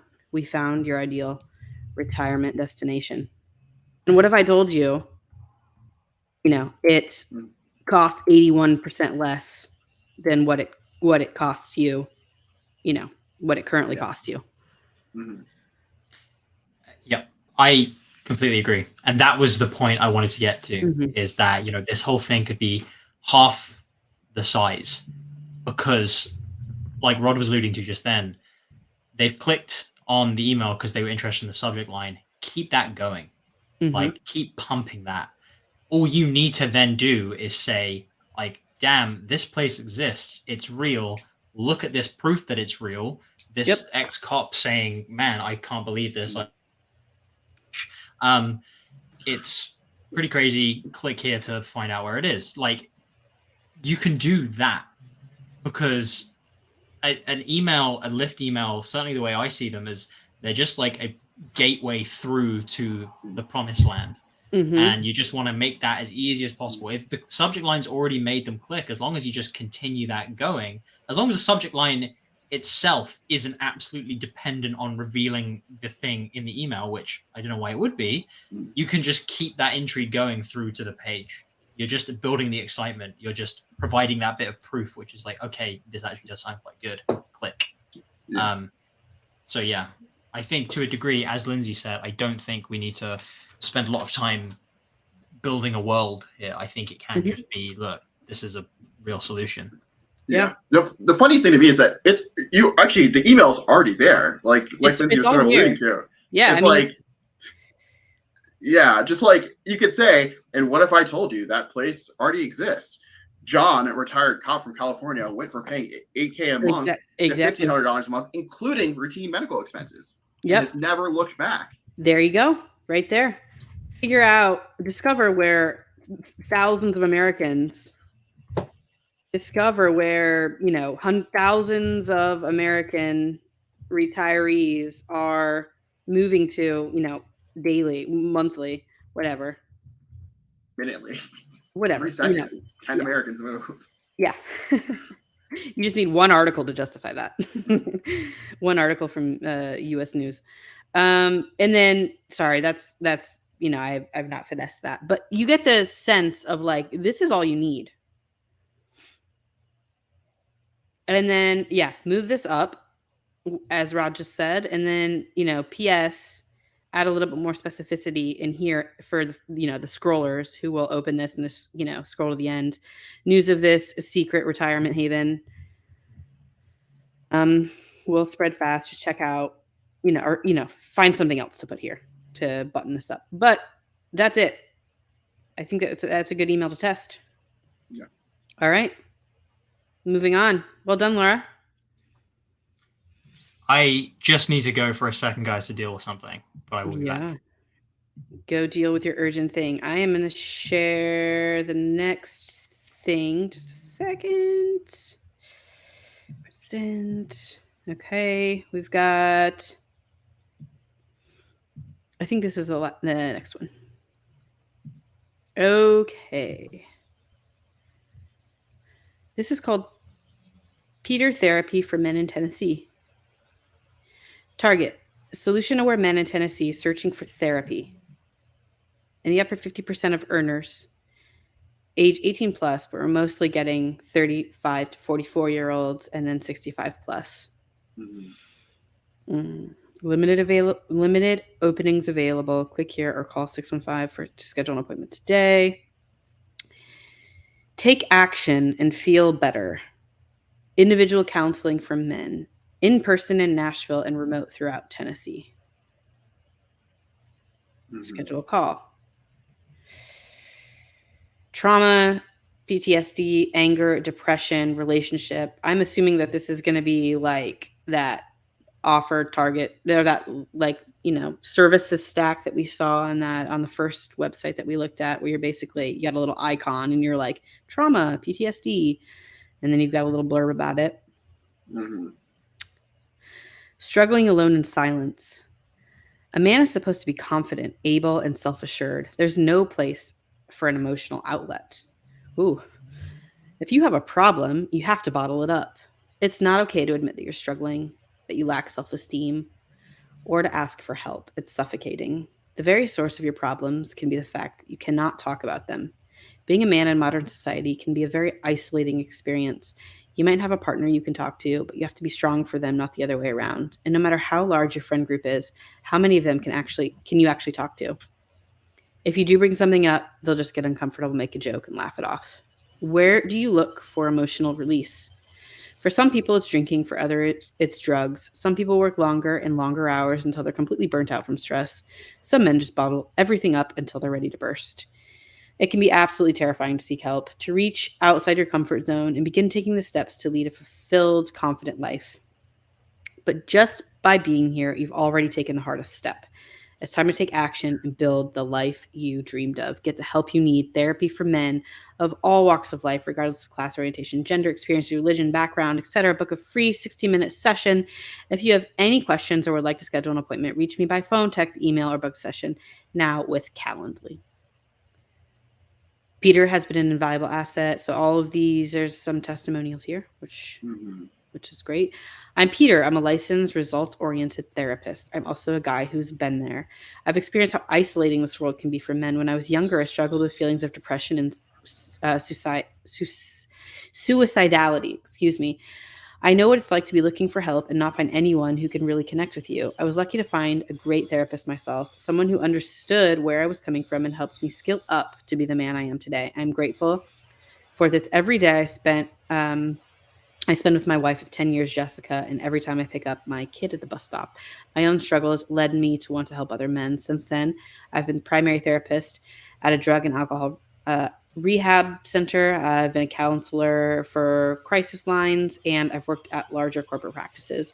I found the best and most effective way to help people has been running my own private practice. This gives me the flexibility to provide therapy that my clients need. I'm able to provide help that makes sense for your life instead of helping the insurance companies. Let's stop there. Yeah. This kind of just goes on. Yeah. This is really interesting. I don't know. People were talking earlier about the therapy page. Mm-hmm. And I don't know if this is the one, but how do I say this? Like, I think, let's take a step back. So the conversation that we were having earlier, I think it may have been in like the exclusive, like in one of the chat channels in Discord, but like basically it's like, how do you pitch therapy as a service? Like, do you like, because the person was seeing that the websites they were going to were more like brand feelsy oriented, but they were thinking that maybe like a more direct response oriented approach might be more effective for actually generating leads. Mm-hmm. And I think they're right. But one observation I had is that like you can go with that sort of like conversion oriented approach, but you need to still be using the language that your audience is using when they're thinking about therapy. And that is going to take you to this place that's a little bit more bubbly, a little bit more feelsy. It's a lot less direct. And I think one of my challenges with this page is that it takes something that's really sensitive, mental health, and even more sensitive, honestly, in the case of men, and it's like so direct about it that I think you're gonna miss people who are on the fence, who are like considering, and the people who like are already at the point where they want therapy are probably not going to be served exactly by what you're doing here. Like, and I can just go through this a little bit too. Like, I think the stuff you do at the very top of the page, saying have, openings available, call here, book now, whatever, in terms of CTAs and stuff, it's very useful to have those, make that like really accessible to people, especially because therapists, it tends to be really hard to actually book an appointment with a therapist. They tend to be like, it's like, I know lots of people who are looking for therapy who just like can't because no one's taking new clients. And so having that front and center, great, always do that. The story you tell about people struggling alone in silence, it takes you, I think it's useful to sort of speak to the experience people have, but you spend so much time talking about like what the experience is like and like not giving people like an outlet. Like it takes you way too long to cut in and talk about how the narrative that people like use to describe men's emotional suffering is like bullshit. Like a man's supposed to be this, a man's supposed to be that, and then here's like how you suffer through it because no one actually wants to listen to you. Like you need to lead in with like, hey, people are getting it wrong about men's mental health. Like dudes have problems too. Let's talk about it. Mm-hmm. And here's why. Here's how this isn't like unmanly or feminine to talk about your feelings. Here's a bunch of people who like do that who look like you. It's just like a lot of rambling about how much it sucks to be depressed or whatever, or to be a man, or to be a man. Yeah, and like people won't disagree with you, but like that's not a good use of like the page real estate, I think. Yeah, I get what you're saying. I agree with you. I would be curious to know if the copywriter sat down with Peter, the therapist, and was like, okay, tell me the main like pain points about your clientele. Like, what are you picking up on? Like, what do you find that most men struggle with? And he's like, Peter comes back and he's like, men are just really struggling right now because they're getting so many conflicting messages from like modern society. And you know, on one hand, they're expected to be sensitive, but not too sensitive, and then, you know, to where they're feminine, but they also, you know, they also have to be manly. And like I think it's very confusing right now, you know, like, and I agree. I think that is a great message that Peter can have in his opening session. But like Rod is saying, like, I don't think you necessarily need to spend so much real estate telling this story at the risk of being like very isolationary to your other men clients. But I do like, sorry, to back up to what I was saying, I'm curious if the copywriter actually sat down with Peter, and if Peter said that, and then he was like, okay, I'm going to make this calculated, you know, I have this calculated hypothesis that I'm going to test out in the market, where I am going to really lean into this feeling for men, right? And then this copy came from that. Like, that's one thing that I think would be kind of worth testing out. But if that, you know, if that didn't happen, and the copywriter is kind of just sitting down to make this more like generalized page for Peter, the man therapist, then it might be more of a risk to spend so much real estate really leaning into this, in which case I would agree with Rod. And Yeah. I think that if, you know, if your target audience is really like feeling that, you could get that idea across a lot more succinctly. Yeah. Like, so sorry, Evans in chat, he said these were like the most common issues that came up with the person's clients, and so I guess they use the most common things to then speak to them on the page. And I think that's a good practice. One thing I will say is that reading through it, because I skimmed the rest of this too, is like it feels like you're just kind of like throwing everything at the kitchen sink. Yeah. And seems like homepage copy, and so like on your homepage you shouldn't be doing this. If you wanted to like have your homepage be like succinct, whatever, and then create some separate landing pages or side pages where you can then drive traffic to them and test stuff out, yes. I think that would be a much better application of this, because then at least like you'll get a better sense of like which of these approaches is working. Yeah. So I'm scrolling down, like the about section, like where you really get into who Peter is. Like, this is way too much copy for a home page. On the homepage, you just need to get across that the guy's experienced, and that he's had you know, success in treating men. I don't think you need to get into like, this is just way too much me copy, and you want this to be very much about like you, the reader, and how this benefits you and how I can benefit you. Mm-hmm. So it's just not really you know, this is not all necessary that I get across to the reader that I'm grateful every day that I spend with my wife of 10 years, Jessica, every time I pick up my kid at a bus stop, you know, like that just, it doesn't do anything for the reader. And he's also, you know, he's telling the story about himself, but it's not like a super, you know, like shocking story for entertainment value. It's just this very generic, I was lucky to find a great therapist myself, someone who understood where I was coming from and to help me skill up to the man I am, you know, I am today. Like, it's just very, you know, generic. If there was like some sort of secret man formula or whatever that you learned that you could talk about, that you're going to teach, that you teach to your specific clientele, maybe that's something you want to just kind of give a nudge to. But that's not what's happening. It's very, very generic. So I would definitely cut that down. Let's see. Good enough doesn't cut it. When it comes to therapy, it's beyond frustrating. You go out on a limb, you make an appointment for therapy. It's almost like you're weighing as compared to alternatives. Like I get the point of this copy, but I don't think this is like super useful in this context. Like, it seems like you're targeting people who historically have not been to therapy, and like telling someone, oh, you don't need therapy, that's like good enough. You need the best therapy. But if it's like, if you've never gone to therapy before, you don't know what that looks like. You don't know. Like, if you're a very depressed dude who's finally be like, okay, I'll try therapy, you're not probably thinking, oh yeah, my therapist might tell me my problems aren't real. Well, maybe you do, but I don't know. Yeah, I don't I mean, so the first section that we looked at it's very much calling out the man who is feeling like he doesn't have an emotional outlet. This is like calling out, it wants to bring in another angle about to make a point about modern therapy today, how it's just not cutting it for men.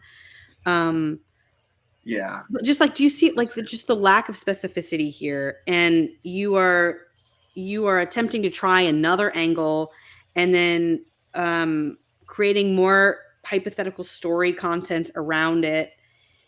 Just I think for a homepage, if that's what this is, I think it is, just be much more direct about what it actually is you're offering. Yeah. If you want to say something about how modern therapy today is failing men, make that your headline, and then make your solution, your benefit, your unique selling proposition relative to that front and center, and that's good. But just more story, like you're insulting the reader by just making them like read more to try to figure out what it is you're about, and they're not going to. Yeah. I think basically like you just need like a central organizing principle, and then figure out are the things I'm talking about on the page, are they actually linked to this, or can I cut them? Because like I could imagine like you have like the headline at the very top just be man up and talk about it. You're playing to that angle. Men aren't talking about their shit. Men are bottling up all their stuff. And like if you think you're a man, you think all this stuff, you're trying to be whatever, then fucking talk about it. So man up and talk about it. And then when you get into, you can then say, trauma, anger, depression, these are all things, relationship issues. These are all things that men go through, but most men aren't man enough to talk about it, or, whatever, you can moderate that. Instead, they struggle alone in silence because they think a man's supposed to be confident, able, self-assured, even when they're suffering. Yada, yada, yada. But that's all bullshit. And here's why. Like, just tie everything back to that bigger idea. Obviously, a therapist is probably like not going to want something quite that extreme. But if you are imagining your target audience to be, these 35 to 44-year-old men who have some experience in the world, who feel like the world is treating them a certain way, who have a bunch of ideas about masculinity, we can make generalizations about people in Tennessee if we want to. That might be an angle that works. And leaning into something may kind of give you a level of authenticity that people feel that might make them relate to this a little bit more than someone who's just like, oh yeah, your feelings are valid. Yeah.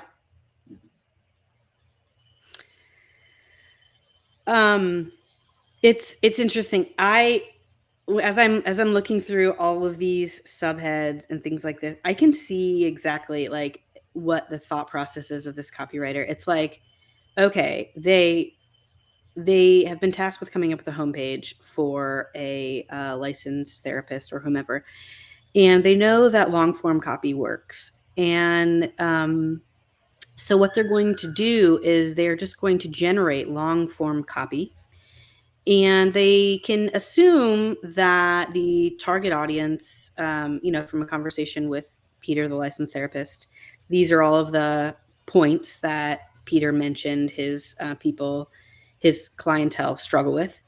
And so we're going to produce long form copy around each of these bullet points, and we're going to throw them all on the homepage. I've done that a lot of times. and I think that's maybe the thought process that produced this copy. But I think, from working examples that we've seen even just here today with the earlier Healthiera website that Alex mentioned, much more effective to, this person's obviously a very good writer. You can demonstrate how great of a writer you are and really dimensionalize these feelings, but much better to make sure that you have, like what Rod said, one central organizing idea and offer. And if you want to test out other angles, put them on a separate page, drive traffic to them separately, and do it that way rather than just trying to splash everything on the homepage and then hope that by casting this very broad net, people will be moved to sign up. Hey, Alex. Hey, I'm back. What's up? We just finished going. I mean, I think we're finished, unless you guys have other stuff to say. But this is Evan's copy we're going over. It is this therapist in Tennessee. His name's Peter, and he offers therapy to men. And I think from comments we've discerned, Evan, that you've talked to Peter, and Peter told you that his people struggle with certain specific things. And then Evan wrote a bunch of long form copy for each of those things to try to speak to all of the points. So I think, Rod, do you have anything else? I don't think we should expect Alex to read this quickly and comment. We can go ahead and move on to the next one. Yeah, I just to summarize, I just say like cull 80% of this, come up with like one idea that you think works, and then just play to that idea. Yeah. Okay, cool. Let's do the next one. Okay. This is a Facebook ad for a naturopath. Headline: take a short assessment and get a 30-minute consultation for free. Preview. Click learn more now. Traditional methods of treating depression are leaving people dependent and riddled with side effects. Most people stay with the medical professionals and are sentenced to a lifetime of prescriptions. Are you experiencing any of these persisting symptoms? This is a different idea. Feeling of hopelessness and sadness, low energy and fatigued all the time, taking meds in hopes they'll cure you. I'm Dr. Kennedy, a passionate and qualified naturopath in London that wants to give people the cure hidden in plain sight. I was clinically depressed for 20 years, which started my naturopathy, is that how you say that? A journey. Depression can't be solved with a pill, and there isn't a one-size-fits-all solution.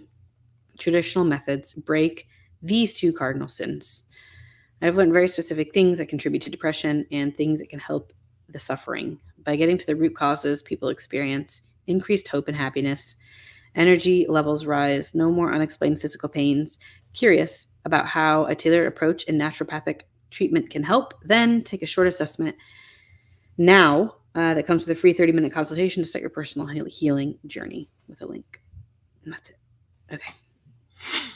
First thing to know about this, this would get struck by Facebook immediately if this was a real ad. So forget the copy for a second. I mean, it's related to the copy, of course, but a tip if you're doing Facebook ads, if you are focusing on anything negative, if you are even implying that you can solve something like depression, if you are dealing in really anything medical, because they tend to be a bit touchy about that, it's probably going to get taken down. So that's just a point around learning your medium, purely for legal/compliance reasons.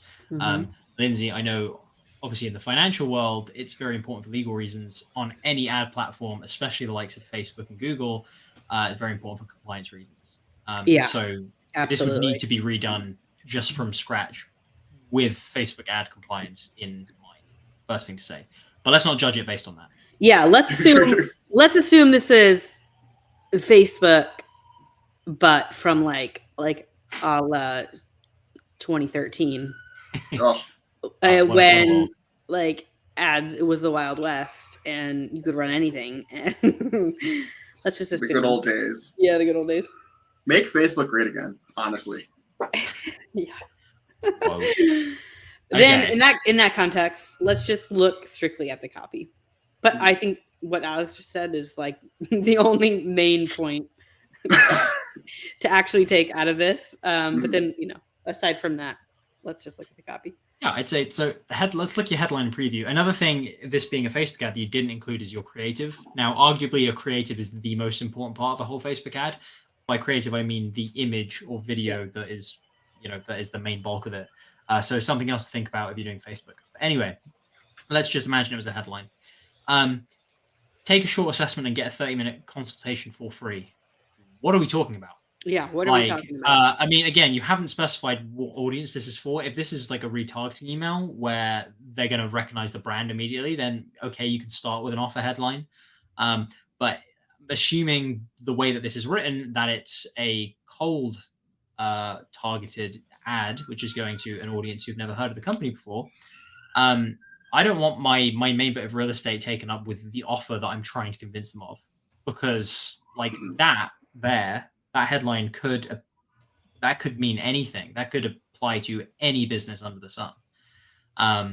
So that most important part of your ad is effectively being wasted on telling me something that I haven't even been persuaded to care about yet. So that's the first major point I would make about this. You guys agree? Violently disagree? Yes. I agree. No, absolutely. Awesome. So that was first thing. Let's look at the actual copy itself. Now, the structure of the copy, I don't think is inherently a bad one. I think it's, you're going with like, here's something that you recognize. Here's negative stuff you're probably feeling. This is my here are my credentials. This is the guru introduction, and then here are the solutions. Here's an action I want you to take. That's not like, it's not awful. Ads certainly can like follow a structure where it starts with recognition, pain, proof, solution, that kind of thing. Please, no one like clip that and make it a new copywriting formula. But like, it's not necessarily a bad way to go. Where I think this falls down though is in the core kind of idea that you're trying to put across. I think, Lindsay, you mentioned this as you were reading it, but you kind of just split between two different ideas almost immediately. You begin talking about like how, assuming that, right, the person I'm talking to is depressed and that they are getting treated for depression, and that the side effects are the issue. Mm-hmm. So it's that treatment with depression that I'm immediately going to. That's fine. That's a fine thing to target. But then you start talking about, are you experiencing these symptoms? It's like, well, you're already assuming that they're experiencing these symptoms because you're talking to them about treatments and side effects. So you just need to, I think, work out which way you want to go with this before anything. Like, what are you actually trying to say, and what part of their problem are you going to try and stab at? Yeah. I think that this person, the main idea that this person is trying to get across is that you are right to think that there is a root cause to your depression. And sorry, let me back up. So you are right to think that there is a root cause. And I am a doctor, certified naturopath, who has experienced exactly what you're experiencing. And I've actually solved the problem of identifying the root cause. And click this link to identify your root cause. I think that is kind of the primary idea here. I think that you can, you don't need to get into, are you experiencing any of these symptoms?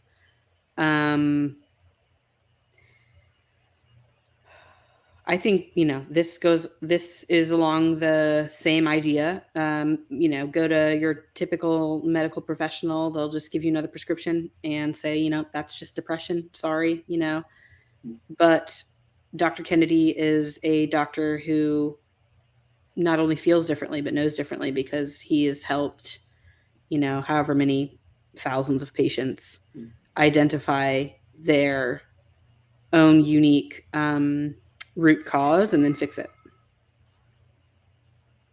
Question? Yeah.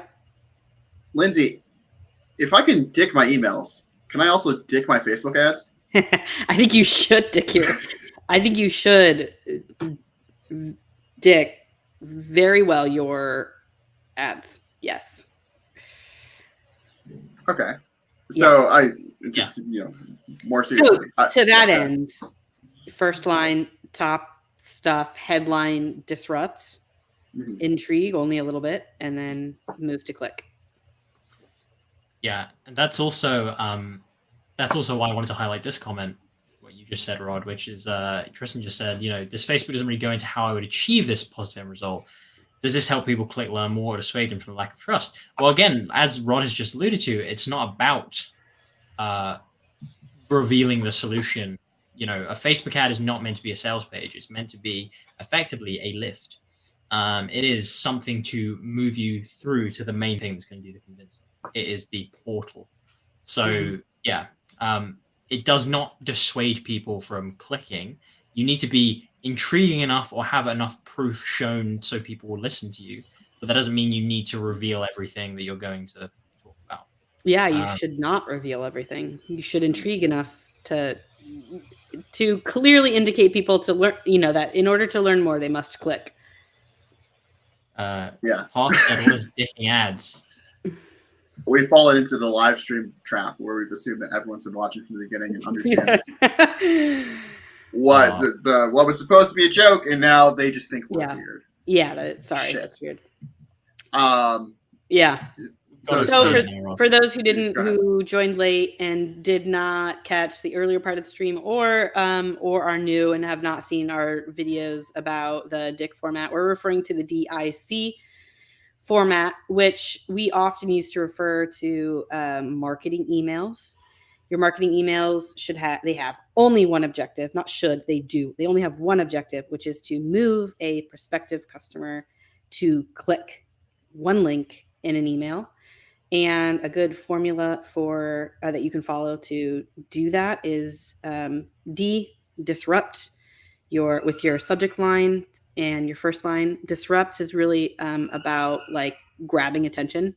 A lot of people call this your hook. I is intrigue. The next subsequent lines should dimensionalize that hook just enough that you are creating a lot of intrigue. And then give the feeling to your prospective reader that in order to discover the secret, to learn more, to, find out what it is that you're talking about, they must click the link. DIC is the formula. And Rod made a point that you can dick your Facebook ads too. It's true. Okay. Only on the back end now.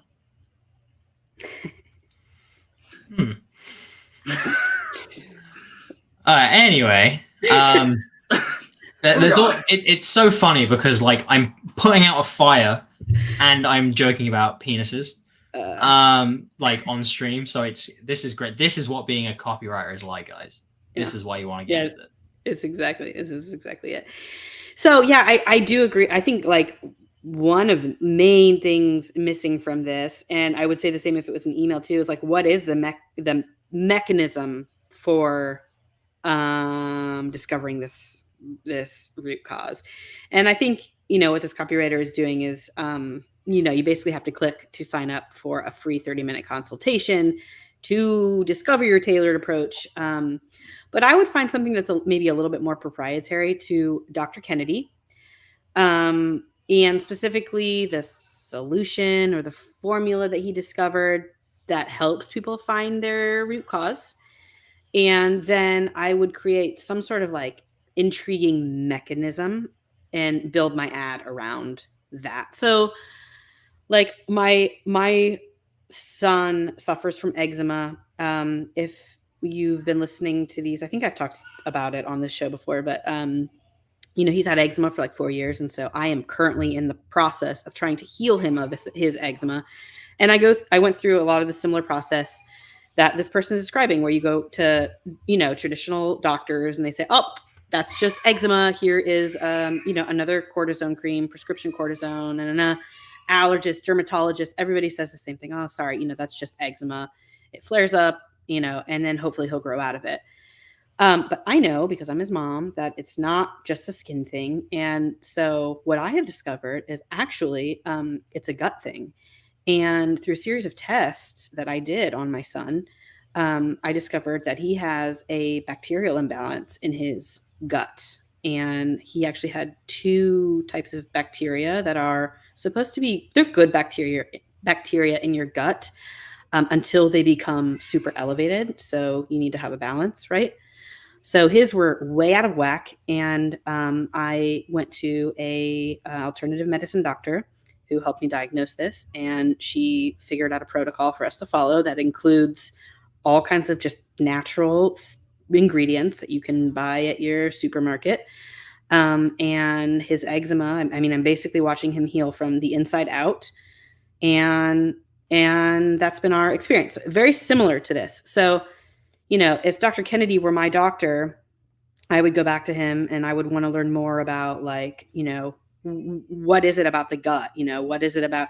And I would try to identify a unique mechanism that maybe you can give a name, some sort of like proprietary name to. Maybe she's like, yeah, I call it the gut skin axis, which is actually a thing you can Google and read about. But like I call it the balance of this gut skin axis and how that has to always be in balance. Otherwise, things start to show up on the skin, your hair, So if you have like a unique mechanism that you can kind of give a little bit of a proprietary name to and build intrigue around that, now you're putting that in an ad, and you have somebody who suffers from depression on Facebook, and then you say, I'm Dr. Kennedy, and I've helped, hundreds of patients through my, proprietary gut skin access protocol, discover the root cause of their depression and cure it. Maybe this can be a solution for you, sign up for a free 30-minute consultation.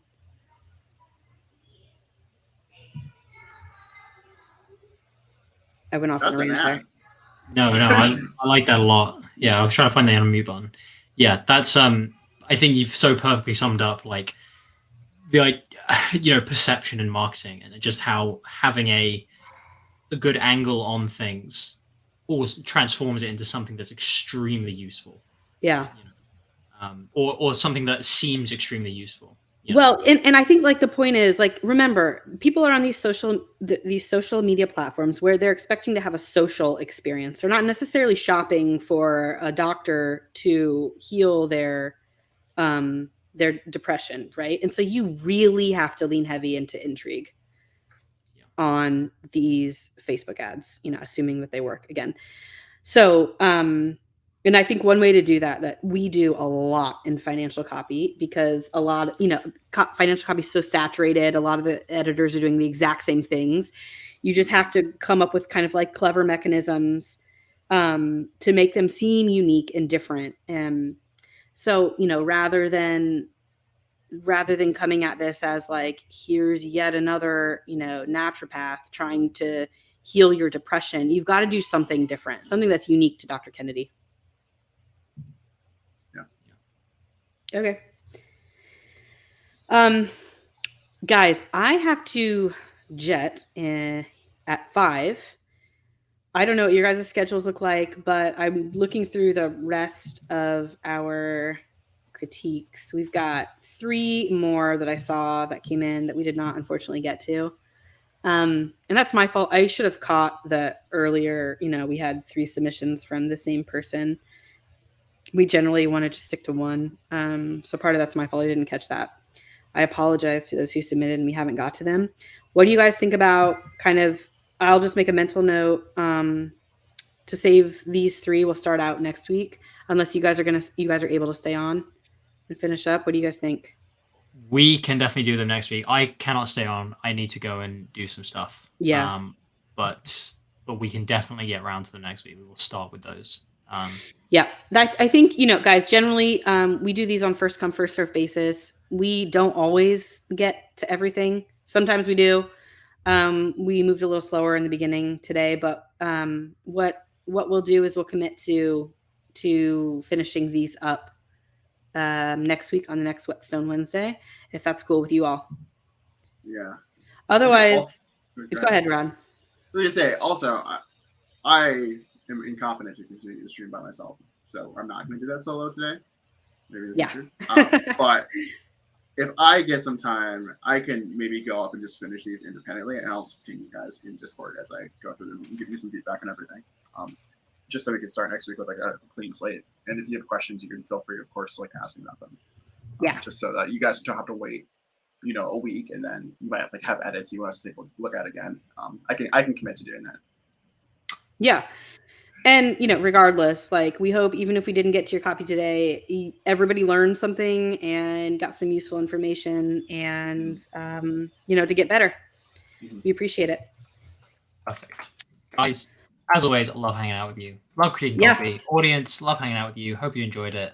Hope it was useful somehow. Yeah. And again, if you want to get your copy critiqued, join us at patreon.com. Copy that show. You can submit your copy and we'll critique it.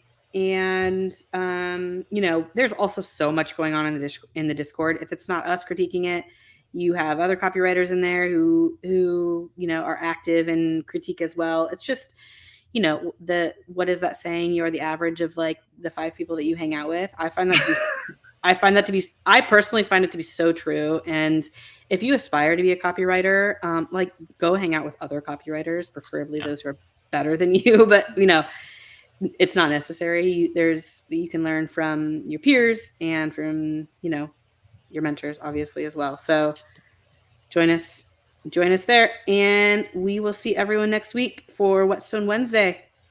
See you next week, guys. Thanks, guys. Thank you. See ya.